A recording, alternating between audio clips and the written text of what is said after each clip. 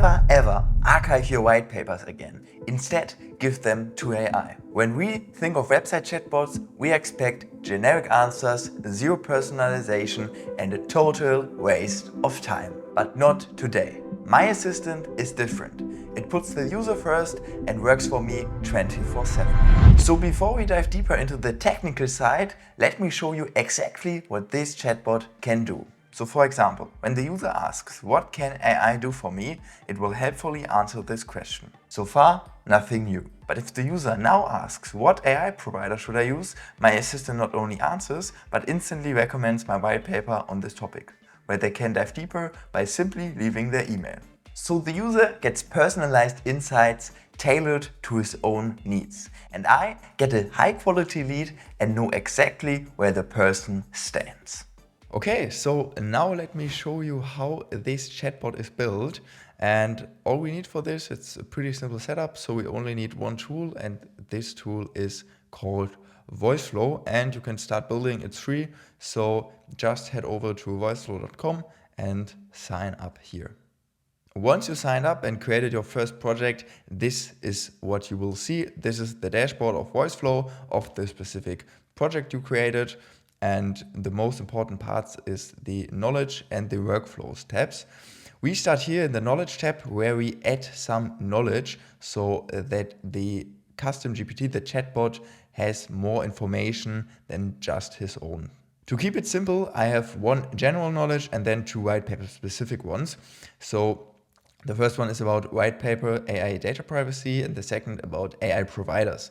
And what I did here is that the knowledge we will add here in VoiceFlow has to be in TXT or in some other simple format. PDF is also okay, but I decided to make it to restructure it a little bit. So the general knowledge, and when I look into a white paper, I have like the cover image from the white paper, .jpg, then the white paper itself, the PDF, and a TXT file. And the TXT file is basically all the text from the PDF file, but just without images and just plain text.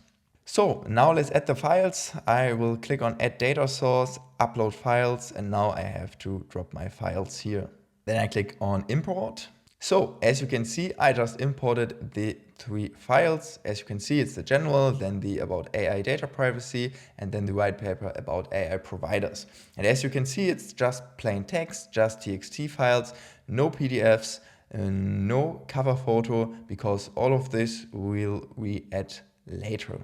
So now let's build the workflow. So click on workflow and then use the main one or create a new workflow. And then it will look something like this. So we have the start thing, and now we start building. At first, we want to send a message. For example, we say something like, how can I help you? And we call this one welcome. And now this is going to be sent. At any time we can test our agent here in the bottom, and because we haven't connected anything, it's now chat is ended. So if I connect this with this and then test again, I can see the first message, and now the chat ended because there's nothing more to the workflow. So I will close this, because what we need to do now is to save the reply. So we click on listen and then capture, and then capture entire user reply and save it as last userends, and this is fine. So we close this. So now we want to ask the knowledge base to answer the question. So we hit on development and then KB search, knowledge base search, and now we have to enter the query. And what we here do is first we set the chunk limit to 1, because this is important in order to recommend the white paper. But this only works when your white paper has really clear information about a specific topic and goes really deep on this. Because if this isn't the case, there could be the problem that there are not enough information, and then the answer quality may be worse. So make sure that your white paper has all the knowledge and dive really deep into one specific knowledge so it has so the knowledge base has all the information so the knowledge base can get all the information it needs. And now what the question is, we pass the user entry forward. So we save this as last uterance. So I can say last uterance and then save it like something new. I don't know if so we save it as response, and then we can close this one. So next we head over to talk and then prompt, paste it here. And now we have to set a prompt so that the AI can use the response from the knowledge base and then based on this form an answer and send it back to the user. So we click on new prompt and now we have system and user, and here in the system we set our prompt. I already did this, so I just hit copy paste, and as you can see it's like the role, task, the context, some examples, and then some further notes, so the agent knows what to do. And then we have to insert a user this. So we pass over the user question, then the variable last uterance, or the question of the user, and then also the data retrieved from the knowledge, so that the agent knows which variable switch and then knows how to process them, and based on the prompt give a short and quick and helpful answer. Then we can connect this with this block and now go further, because what we are doing now is that we want to check which data the knowledge base retrieved. For example, when the data retrieved like the general knowledge, then nothing is going to happen. But if the data retrieve the white paper knowledge, either about data privacy or about AI providers, then we want to send a second message with the white paper and the link to download it. So we head over to logic and then condition. And now what we want to do is business logic and then hit conditional builder. And now we want to get the variable response, so the response of the knowledge base, and then we want to see if it contains the white paper document. So what we are going to use here is the name of the white paper document, the TXT document.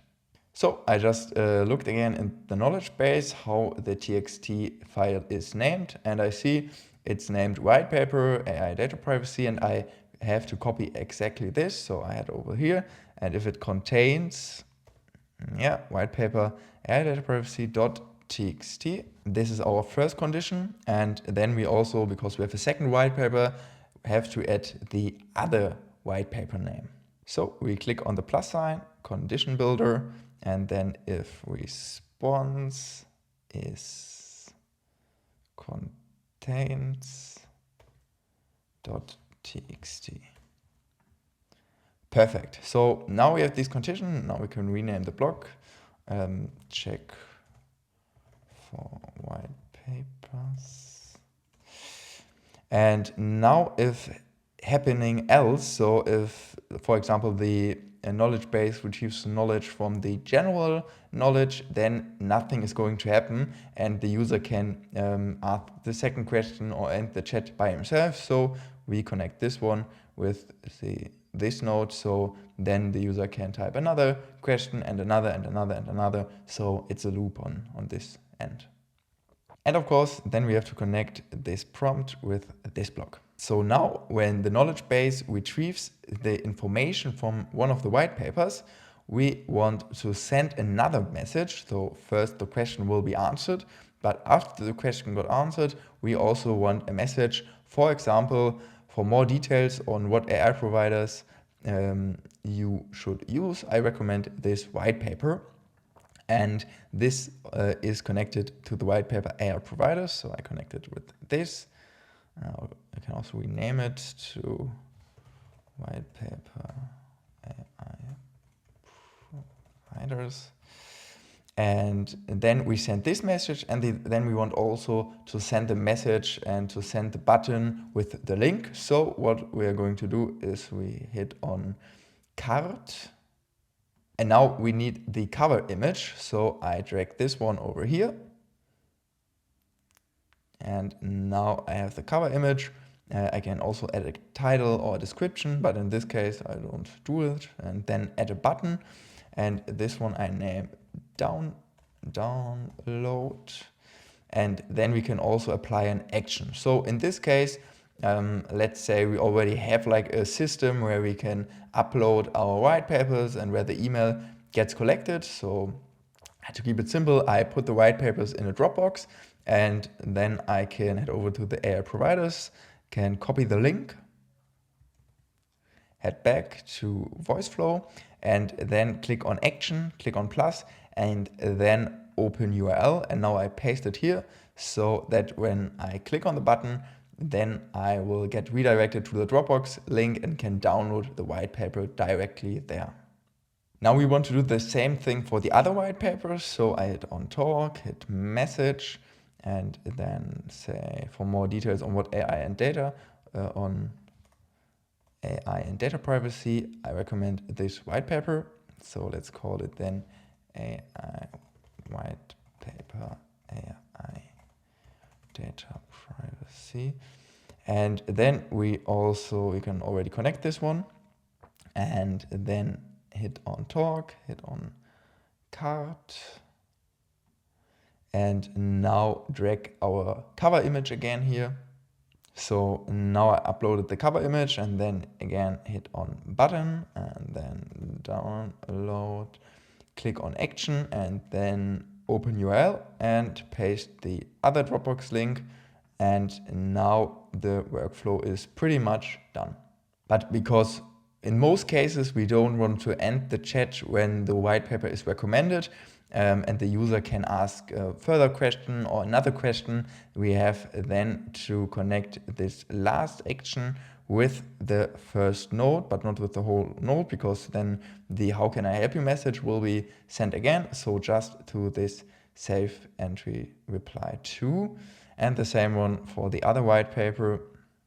So as I said, it's pretty straightforward, it's pretty simple.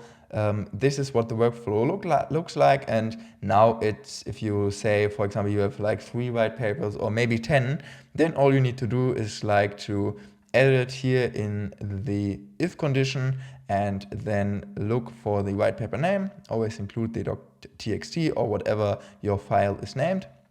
And then you can add the cover photo, and then also like the URL where it's based, and custom message. So pretty simple, pretty straightforward. So be honest, how many of your best resources are sitting unused right now? And more importantly, do you even know where to find them?